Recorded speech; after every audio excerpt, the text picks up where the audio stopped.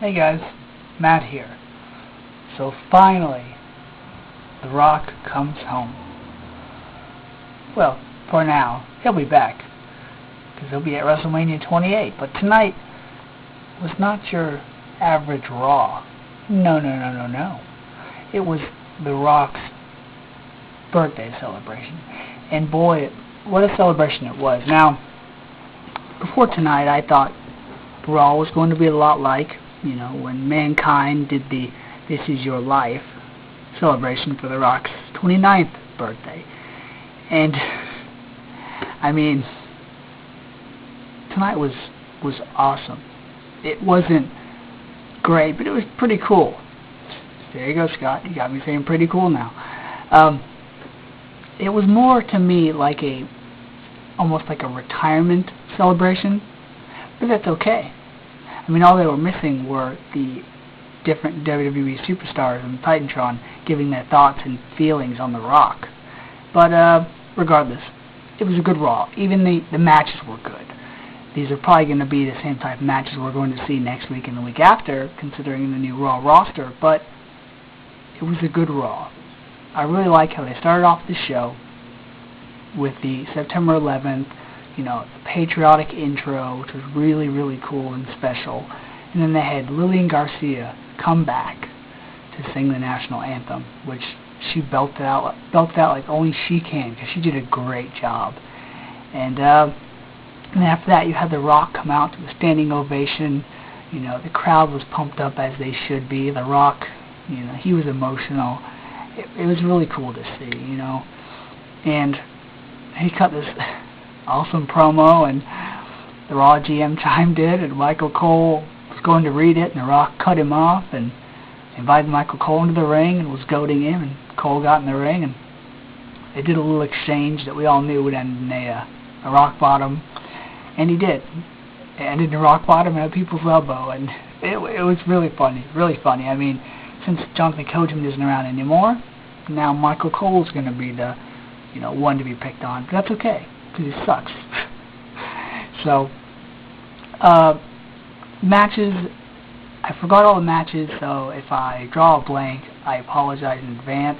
I was glad to see that tonight's Raw did not have John Cena as the main event. Rather, the last 5 to about 10 minutes were actually The Rock again, which was really cool, and it should have been, because it was his night. The backstage segments were really funny. They even have little promos cut by various celebrities and talk show hosts and people that worked with The Rock before, and some were really funny, some not so much. I did like Steve Carell's, George Lopez, Paul Walker's. His was funny. And even backstage when he was confronted by Vicky Guerrero and Dolph Ziggler, who tried to, play a joke on him, and Rock played one right back. It was really cool. And then they brought in, Mae Young, and Rock playing the Kiss on Mae Young, which was really shocking, but it was funny, because only The Rock can do something like that. And he turned around, and John Cena is standing right there. And as soon as I saw John Cena, I stopped what I was doing, and I watched. And I was like, oh boy, it's going to get heated. And it was a nice confrontation. The Rock was basically told by John Cena, I have a birthday present for you, but I'm not going to give it to you now. WrestleMania 28, I'm going to hold on to this WWE title. That way, our match at Mania is going to be a title match, which I thought, oh my gosh. Now, if they don't unify the titles next year at Mania, it better be John Cena versus The Rock for the WWE Championship.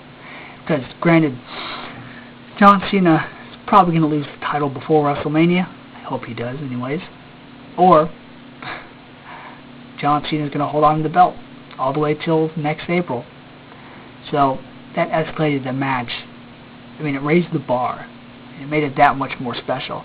Now, to me, the moment of the night, as awesome as The Rock is, the moment of the night for me wasn't even The Rock. It wasn't even a wrestler. It was backstage when The Rock was confronted by Santino Marella, dressed as Luke Hobbs, who plays Rock's character in Fast 5. He was also confronted by Hornswoggle dressed as Matthias, the lead role in Scorpion King.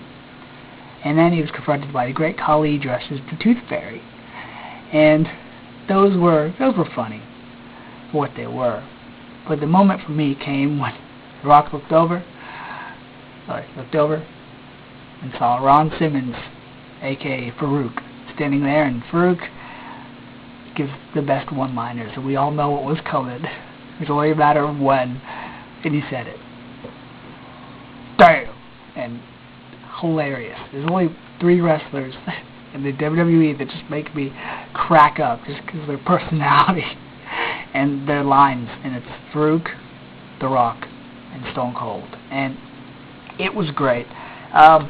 I was surprised by the John Cena Miz match. I figured, okay, it's for a title after a pay-per-view. There's no way the title's going to change hands. But then Miz won the match due to, cheating, of course. He won the match.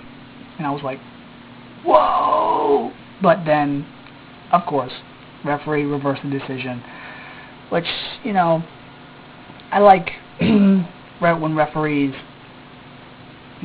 go against what they normally like. Referees usually, one punch, they're knocked out for like 30 minutes. But, I liked Earl Hebner in the WWE because he was the exception. He was the referee that didn't take crap, especially from Triple H. If you haven't seen, if you haven't watched wrestling back when, Earl Hebner and Triple H got like in little scuffles, and Triple H ended up, firing Earl Hebner, and Earl Hebner, took the title away from Triple H. Great stuff.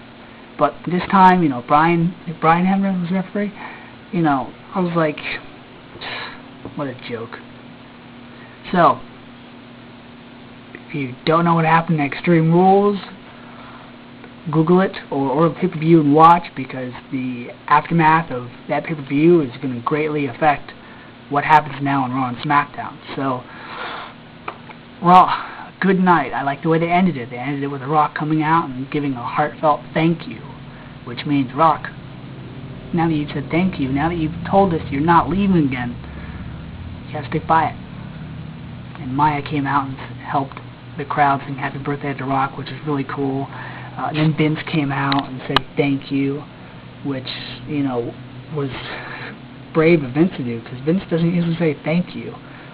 And there was an awesome little tribute video to The Rock with P. Diddy's I'm Coming Home, which is really cool. So overall, good Raw. And The Rock came home. So what will the WWE have in store for The Rock? Or should I say, what will The Rock have in store for all its WWE fans till next year's WrestleMania? Well, got quite a while, so we'll see.